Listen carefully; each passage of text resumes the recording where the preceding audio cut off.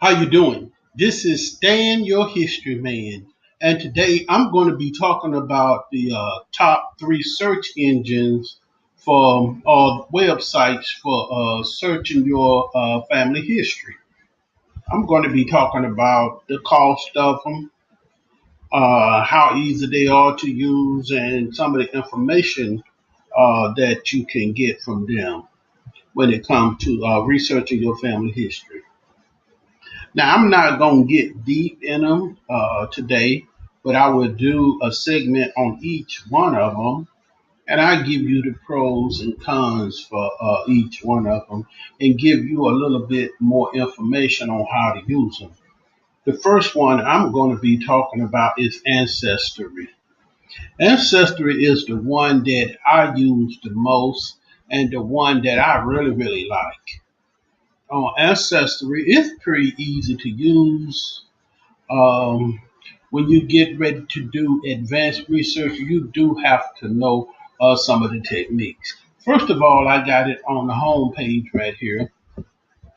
You can also put family trees on here. As you can tell, I have different family trees, and the check mark is by the one that I am currently using.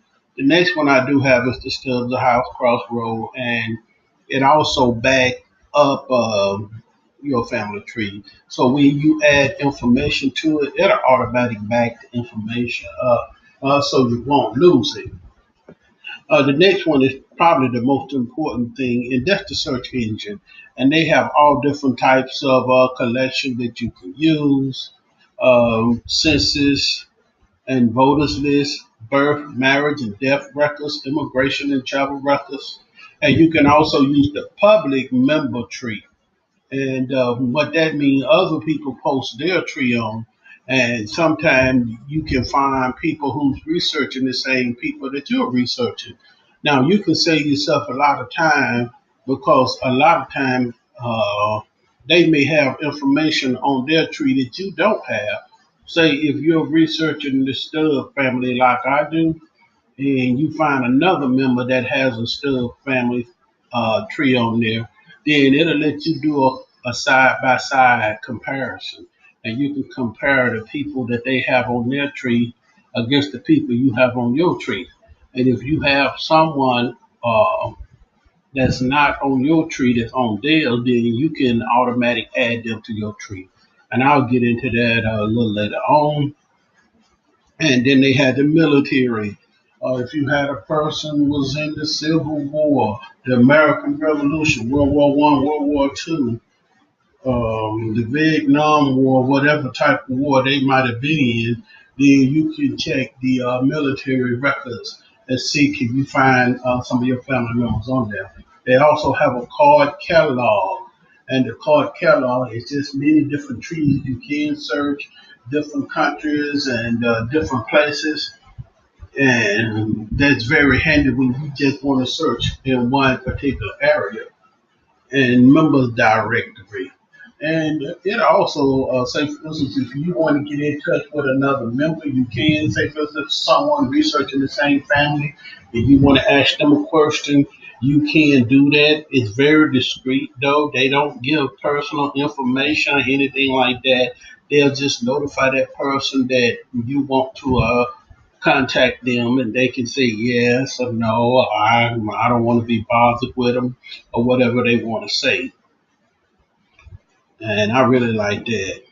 And probably one of the new things is the DNA test. You can have the Y DNA test done. You can have the mtDNA test done. You can have one on the male side and the female side. Now, ladies, if you want to have one done on the male side, you have to find one of your relatives because you don't have the same chromosome that a man has. Okay, they have the help, support center, community, message board. You can leave something on the message board, and you can also hire expert.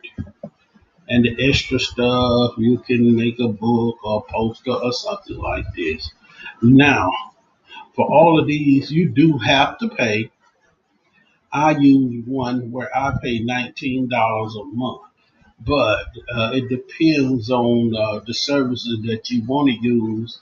that will determine the cost that they do charge, and it can go up to like $29 a month, maybe even a little more if you want to use international features.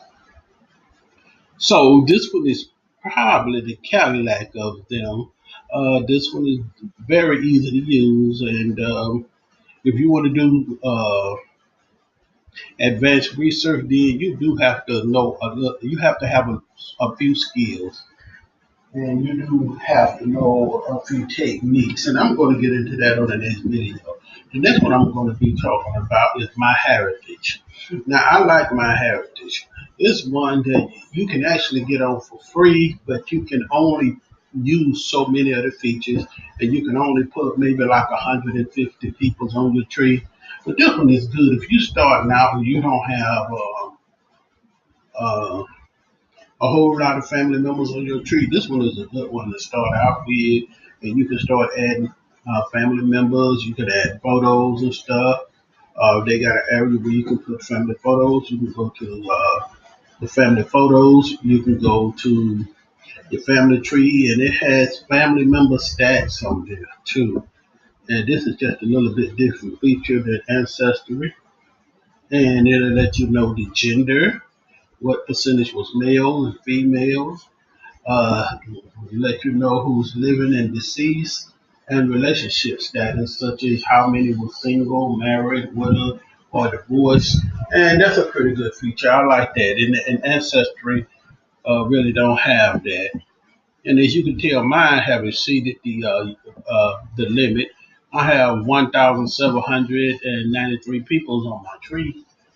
I would have to really just pay some extra money, or I would have to join the service and pay some money in order to be able to have an unlimited amount of relatives that I can put on the tree.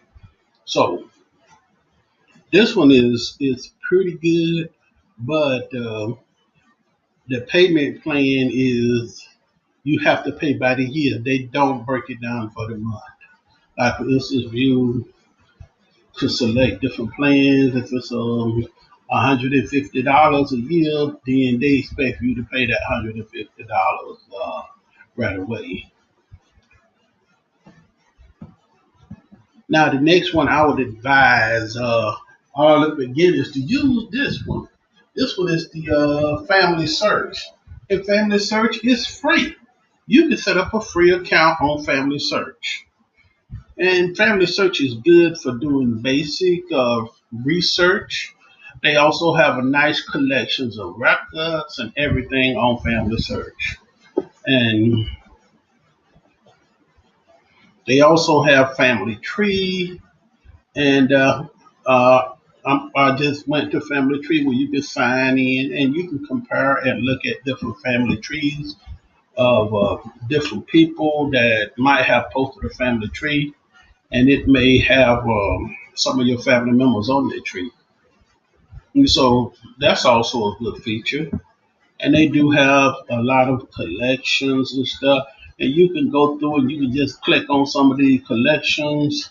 Like one is the United States Genealogy Bank Obituaries. So they do have obituaries and all of that stuff. They have the United States Census.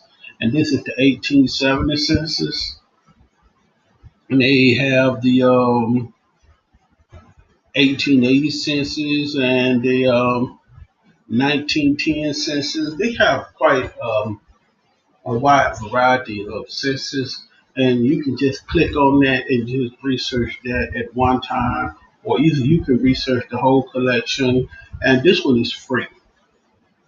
So I would advise anybody to really start with this. You can get the feel of researching, and I'll go through this in a lot of details, and I'm going to take each one individual.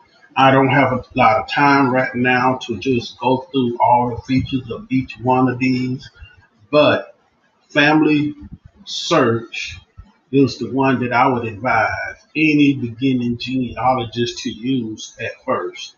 And then after you learn how to use this one and play around with this one, then you can go to one of the others. Um, you can go to MyHeritage, or Ancestry.